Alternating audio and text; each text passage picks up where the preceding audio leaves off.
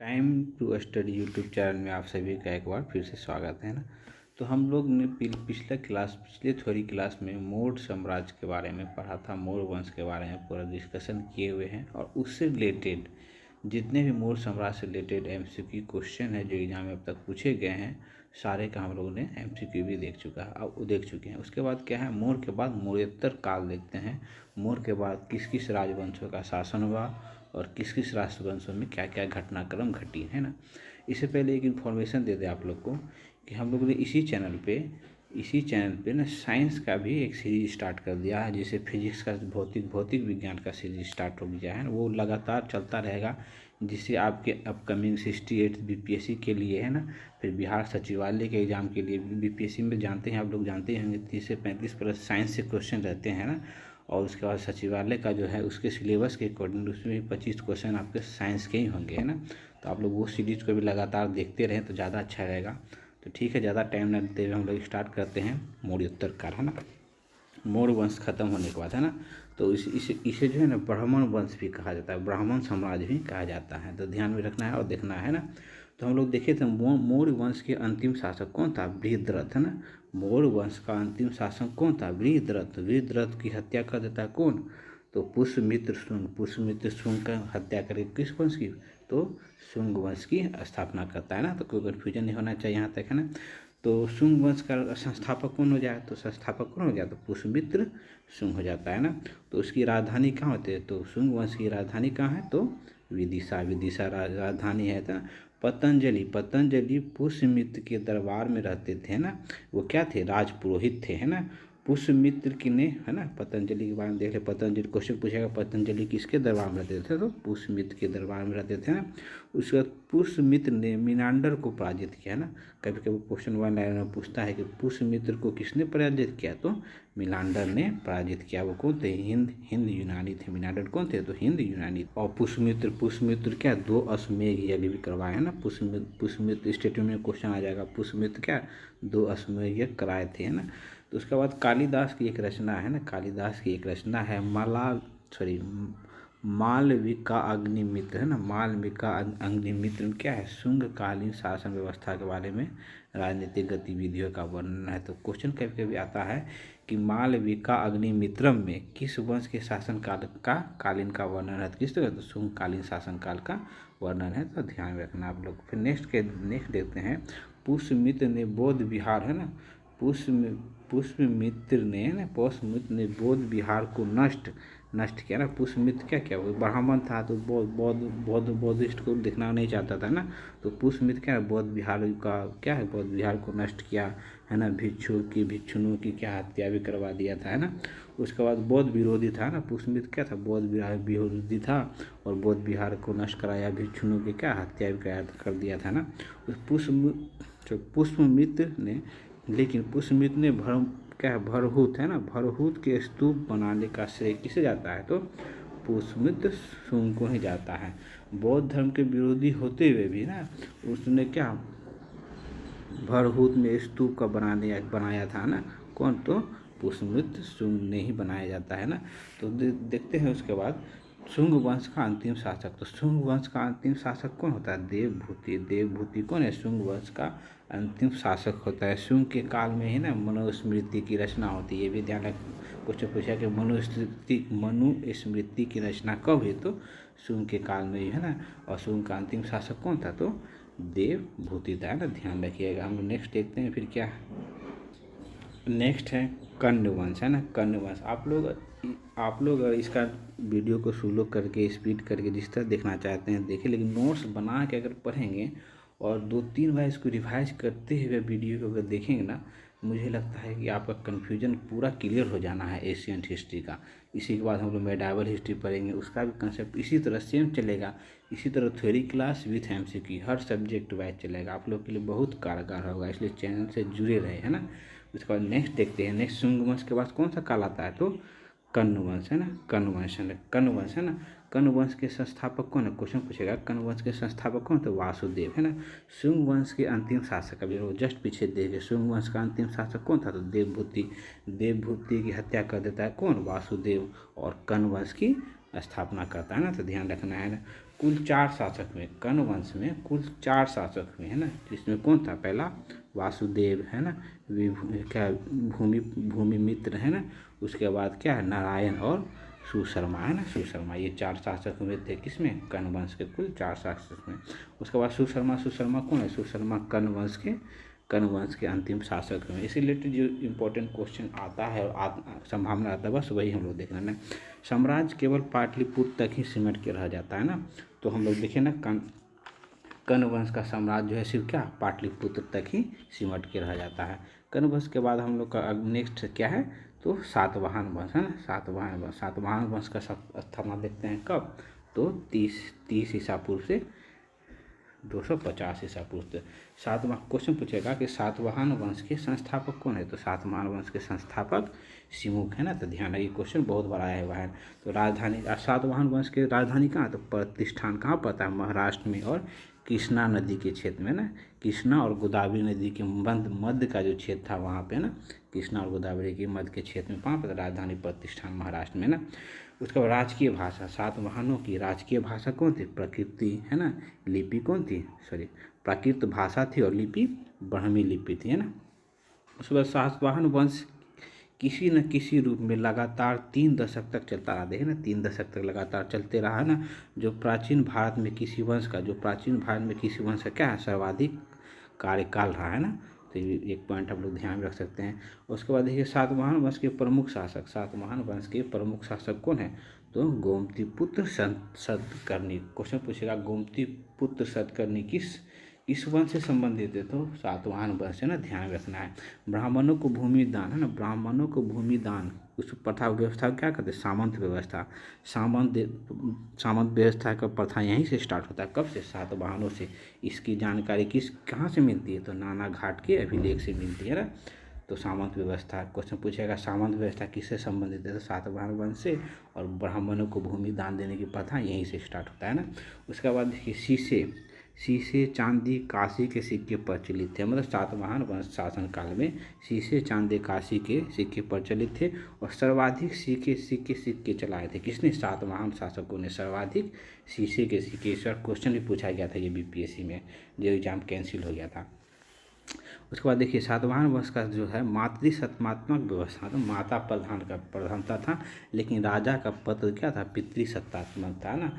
अमरावती, है ना, अमरावती काल का विकास यहीं से होता है, कहाँ से, तो सातवाहन वंश से, है ना। सातवाहन से ही अमरावती कला का विकास होता है, ठीक है। नेक्स्ट हम लोग देखते हैं चेदी वंश।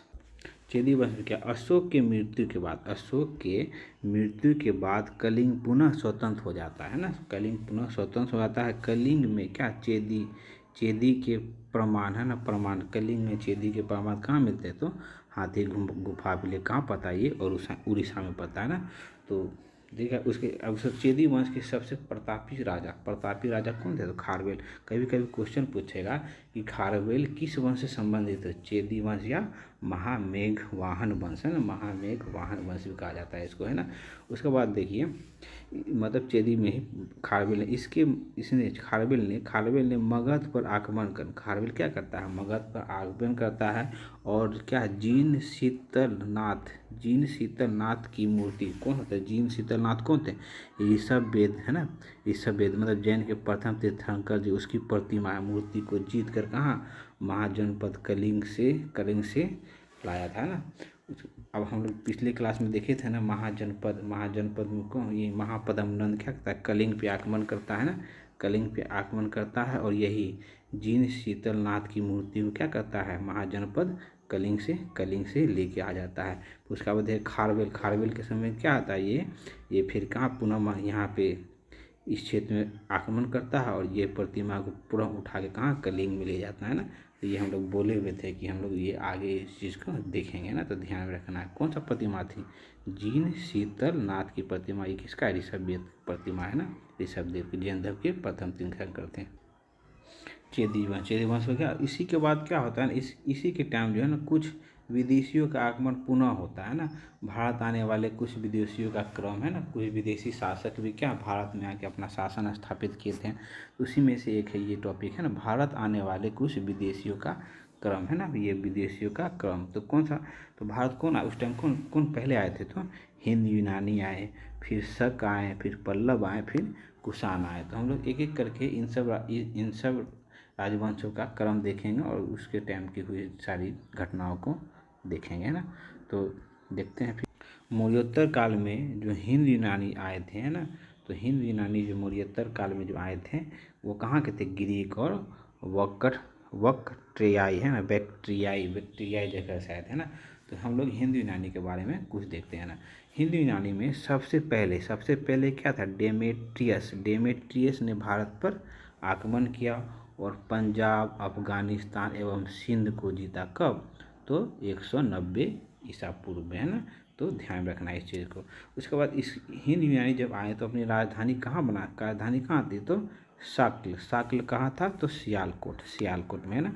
उसके बाद सेंट डेमेट्रियस ने भारतीय राजा की उपाधि धारण की। डेमेट्रियस ने क्या की? भारतीय राजा की उपाधि धारण की और यूनानी खरोष्टी दोनों लिपि वाले सिक्के चलाए। कौन? यूनानी और खरोष्टी दोनों लिपि के सिक्के चलवाए थे ना। डेमेट्रियस के बाद यूक्रेटाइड्रस ने भारत के कुछ हिस्सों पर क्या जीत हासिल करता है, जिसमें से कौन था? तक्षशिला को अपनी राजधानी बढ़ाता है। डेमेट्रियस के बाद कौन बनता है? तो यूक्रेटाइड्रस बनता है और भारत के कुछ हिस्सों को जीतता है और तक्षशिला को क्या करता है? अपनी राजधानी बनाता है। उसके बाद देखिए हिंद यूनानियों में सबसे प्रमुख शासक कौन था? तो मिलांडर था ना। इसको मिलिंद भी कहा जाता है। कब? 165 से 145 ईसा पूर्व तक ये शासन करता है। मिलिंद पन्हो, है ना। मिलिंद पन्हो में बौद्ध ग्रंथ है ना। मिलिंद पन्हो कौन है? वो मिलिंद पन्हो क्या है? बौद्ध ग्रंथ है, जिसमें क्या है? मिलांडर एवं नागसेन, है ना, नागसेन के प्रश्नों का संकलन है। क्वेश्चन पूछेगा कि मिलिंद पन्हो क्या है? जैन ग्रंथ, बौद्ध धर्म, कौन सा ग्रंथ? तो ये बौद्ध ग्रंथ है। अब पूछेगा मिलिंद पन्हो में किसका वर्णन है? तो क्या है? मिलांडर और नागसेन के प्रश्न उत्तर का संकलन, है ना। उसके बाद देखते हैं हिंद यूनानी आने के बाद भारत में क्या क्या प्रभाव पड़ा, है ना। क्या क्या प्रभाव पड़ा? तो पहला देखते हैं सांची, है ना। सांचों में सिक्के की निर्माण विधि, मतलब सिक्के का निर्माण विधि जो ना सांचों में बनाने की परंपरा स्टार्ट हो गई, है ना। उसका सर्वप्रथम सोने के सिक्के जारी किए। किसने? तो यूनानियों ने सर्वप्रथम सोने के सिक्के भारत में जारी किए। किसने? तो हिंद यूनानियों ने ना। उसके बाद क्या है? सिक्कों में काल, है ना। सिक्कों में काल आदम राजाओं की निश्चित जानकारी क्रम की, जिस मतलब काल, सिक्कों में क्या था? कालखंड उत्कीर्ण था और किस राजा के समय में हुआ था ना। ये सब सिक्कों से निश्चित जानकारी मिलती है। भारत में जो है ना ज्योतिष कला, मतलब ज्योतिष कला जो हाथ देखना, ज्योतिष कला का विकास कहाँ से होता है? तो हिंद यूनानियों के द्वारा होता है। और नाटकों में देखते हो, नाटकों में और थिएटर में जो चलता है पर्दा ना, प्रोग्राम में जो पर्दा गिराया जाता है, हटाया जाता है, ये प्रथा कहाँ से आता है? तो ये हिंद यूनानियों का ही देन है ना। तो हम लोग फिर नेक्स्ट देखते हैं अगला क्या है। और देखिए हम लोग हिंद यूनानी देख लिए, है ना। हिंद यूनानी के बाद कौन आता है? तो शक आता है ना। तो हम लोग शक के बारे में देखते हैं ना। शक भारत में है ना। शक कहाँ से आया था? मध्य एशिया सीरिया के उत्तर से, है ना। शक कहाँ से आए थे? मध्य एशिया सीरिया के उत्तर से आए थे, है ना। क्या? चारागाह भूमि की खोज में, है ना। शक जो है चारागाह भूमि की खोज करते करते भारत के क्षेत्र में प्रवेश करता है और भारतीय क्षेत्रों में ना भारतीय स्रोतों में शकों को थीरियस क्या है? सीथियन कहा गया, क्या कहा गया है? सीथियन कहा गया है भारतीय स्रोतों में, है ना। वो चारागाह की तलाश करते करते भारत में पहुंच जाता है ना। उसके प्रमुख शासक, शकों का सबसे प्रमुख शासक कौन है? तो रुद्रदामन क्वेश्चन पूछता है कि रुद्रदामन किस शासक वंश से थे? तो शक से, है ना। इसने सुदर्शन झील का जीर्णोद्धार करवाया था ना। रुद्रदामन क्या करता है? सुदर्शन झील का जीर्णोद्धार करवाता है। कौन? रुद्रदामन, है ना। रुद्रदामन सुदर्शन झील कहाँ? गुजरात में था। और निर्माण कब हुआ था? तो मौर्य काल में निर्माण हुआ था और इसका मतलब पुनः मरम्मत किसने कराया? तो रुद्रदामन ने करवाया था। मतलब रुद्रदामन की संस्कृति में, संस्कृत में पहला अभिलेख, मतलब इसने संस्कृत में पहला अभिलेख, मतलब रुद्रदामन का संस्कृत का पहला अभिलेख कौन है? जूनागढ़ अभिलेख। क्वेश्चन पूछेगा कि संस्कृत का पहला अभिलेख कौन है, तो जूनागढ़ अभिलेख है ना, ध्यान में रखिएगा। उज्जैन के एक स्थानीय राजा ने कब 58 ईसा पूर्व में शकों को पराजित किया और विक्रमादित्य की उपाधि धारण की। मतलब उज्जैन के एक राजा ने शकों को पराजित किया और विक्रमादित्य की उपाधि धारण की। भारत में ना कुल 14 विक्रमादित्य की उपाधि धारण करने वाले राजा हुए, है ना, ये अब अलग से पॉइंट बता दिया आपको, है ना। विक्रम उपाधि की धारण किया ना, और विक्रम सामंत चलाया। विक्रम सामंत कब चल रहा है, तो शकों द्वारा चलाया गया कब? 58 ईसा पूर्व में ना, ध्यान में रखना है। कब? विक्रम सावंत कब चला? 58 ईसा पूर्व में ना। उसके बाद नेक्स्ट देखते हैं हम लोग आगे क्या है। शकों के बाद भारत पे तो कौन आता है, तो उसका कौन आता है, तो पल्लव, है ना, पल्लव वंश, है ना, या पार्थियन कहा जाता है। इसका मूल निवास स्थान कहाँ था? पल्लव वंश का मूल निवास स्थान कहाँ था, तो ईरान में था। इसके प्रमुख शासक कौन थे? गोदोफनिक्स, है ना, गोदोफनिक्स, है ना, गोदोफनिक्स, है ना। उसके बाद सेंट थॉमस ईसाई धर्म का प्रसार करने के लिए इसी के शासनकाल में भारत आया था। किसके? गोदोमस के शासनकाल में। कौन? सेंट थॉमस ने ईसाई धर्म का प्रसार करने के लिए इसी के शासनकाल में भारत आया था ना।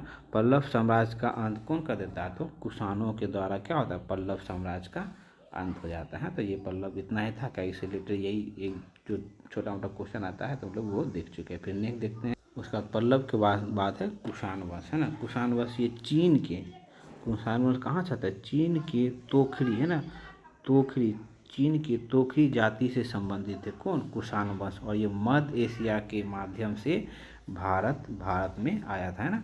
इसके संस्थापक पूछेगा, कुषाण वंश के संस्थापक कौन है? ये सब जो वंश देख रहे हैं ना, इसके संस्थापक का नाम बहुत इंपॉर्टेंट है, आप लोग ये सब याद रखिएगा, है ना। और सिक्के कौन चल रहा है, कौन सर्वाधिक सिक्के, है ना, ये सब का भी ध्यान रखना है। तो कुषाण वंश का संस्थापक कौन है, तो कुजुक कड़फिसेस, है ना। कुजुक कड़फिसेस कौन है, तो कुषाण वंश के संस्थापक है ना। इसने कुजुक किंगफिशर ने क्या कहता है, उसका रोमन सिक्कों की नकल करके तांबे के सिक्के चलाए। मतलब रोमन सिक्के का नकल करके भारत में तांबे सिक्के चलाए थे। उसके बाद कौन शासक बनता है, तो विम कंडोफिसस, है ना, कंडोफिसस, है ना। सर्वप्रथम भारत में सोने के सिक्के चलाए। मतलब भारत में सर्वप्रथम सोने के सिक्के किसने चलाए थे, तो विम किंगफिशस ने। उधर देख लेते थे ना, हिंद यूनानी ने स्टार्ट करवाया था ना, ये राजा था यहाँ। उसके बाद देखिए, विम कैंडफिशस ने कुछ सिक्कों में है, विम कैंडफिशस के कुछ सिक्कों में क्या, भगवान शिव, नंदी और त्रिशूल की आकृति मिलती है। तो इसके शासनकाल में जो सिक्के मिलते हैं उसमें शिव, नंदी और त्रिशूल के आकृतियाँ भी मिलती है ना। सबसे प्रमुख शासक किसमें, तो कुषाण वंश का पूछेगा। कुषाण वंश का सबसे प्रमुख शासक कौन है, तो कनिष्ठ रहा, है ना। कनिष्ठ इसी के शासनकाल में हम लोग देखे थे ना, चतुर्भुज सभा का आयोजन हुआ था ना। तो इसकी राजधानी क्या थी, पुरुषपुर, पेशावर, या दूसरा कौन था, मथुरा, है ना, ध्यान रखना है। रोमन सम्राट की भांति, है ना, रोमन सम्राट की भांति कनिष्ठ ने केसर या सीजर की उपाधि धारण किया ना, केसर या सीजर की उपाधि धारण की। कनिष्ठ ने कश्मीर जीतकर वहाँ पे क्या, कनिष्कपुर नामक नगर की स्थापना की। क्वेश्चन आता है कश्मीर को किसने जीता था, तो कनिष्ठ ने जीता था, उसमें कनिष्कपुर नामक नगर की स्थापना करता है। कश्मीर के कुंडलवन में ना, अभी जस्ट हम लोग देखें, कश्मीर के कुंडलवन ने वसुमित्र की अध्यक्षता में चौथा बौद्ध सभा का आयोजन होता है। जस्ट हमने डिस्कस किया ना, कनिष्क के समय भारत में, है ना, कनिष्क के समय जो है ना, भारत का क्या था, रेशम मार्ग पर अधिकार था, जो चीन से मध्य एशिया में जाता था। तो रेशम मार्ग का पूछेगा, भारत में कब रेशम मार्ग पर भारत अधिकार करता था, कब, तो कनिष्क के शासनकाल में, जो चीन से मध्य एशिया की ओर जाता था। सर्वाधिक शुद्ध सोने के सिक्के जारी किए, मतलब सर्वाधिक सोने का सिक्के चलाने वाला कौन था, है ना, शुद्ध सिक्के जारी किए गए इसी काल में है ना, कुषाण काल में है ना। उसके बाद मूर्ति कला में गंधार कला और मथुरा कला शैली का जन्म होता है इसमें, है ना, किसमें, तो कुषाणु वंश के काल में ना। कनिष्क ने द्वितीय अशोक, कनिष्क को क्या कहा जाता है, कनिष्क को द्वितीय अशोक भी कहा जाता है। सबसे ज़्यादा मात्रा में तांबे के सिक्के जारी किए ना, कनिष्क क्या कहता है, सबसे ज़्यादा मात्रा में तांबे के सबसे ज़्यादा मात्रा में तांबे के सिक्के जारी करता है ना। और बोध चरित किसकी रचना है, अश्वघोष की रचना, ये सभी ध्यान में रखना है। और चरक संहिता किसकी रचना है, तो चरक की रचना, ये डॉक्टर कह सकते हैं इसको, है ना, ये चिकित्सक थे उस टाइम में, वैद्य है ना। चरक संहिता, चरक लिखा है चरिक संहिता, और अश्वघोष बोध चरित लिखा है। तो ठीक है, तो हम लोग का यहीं पे था, है ना, गुप्त मौर्योत्तर काल, है ना। उसके बाद नेक्स्ट हम लोग मौर्योत्तर काल से रिलेटेड हम लोग जितना MCQ अब तक के एग्जाम में पूछे गए हैं वो हम लोग सारा देखेंगे ना।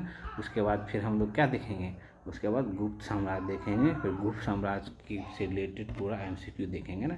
इसी तरह हम लोग का सीरीज चलता रहेगा। उम्मीद है कि कुछ दिन 2-4 दिन के अंदर एशियंट हिस्ट्री आपका लोग का ख़त्म हो जाएगा। उसके बाद हम लोग मध्यकालीन भारत स्टार्ट करेंगे, उसके बाद मॉडर्न हिस्ट्री स्टार्ट करेंगे। ठीक है, तो थैंक यू फॉर वाचिंग, है ना। इसी तरह वीडियो को लाइक करते रहें, सब्सक्राइब करते रहें, और साइंस का जो सीरीज हम लोग का चल रहा है उसको भी रेगुलर देखते रहें। और संभवतः हो सकता है तो हम लोग करंट अफेयर्स भी अब स्टार्ट करेंगे, तो जनवरी 2022 से स्टार्ट करेंगे करंट अफेयर्स। अब तक का जो आपका 68th BPSC और SSC सचिवालय जो बिहार का है, वो बाकी जितने भी एग्जाम हैं सारे में आपको करंट अफेयर्स काफ़ी हेल्पफुल होंगे ना। थैंक यू फॉर वॉचिंग, मिलते हैं फिर नेक्स्ट वीडियो में, टेक केयर।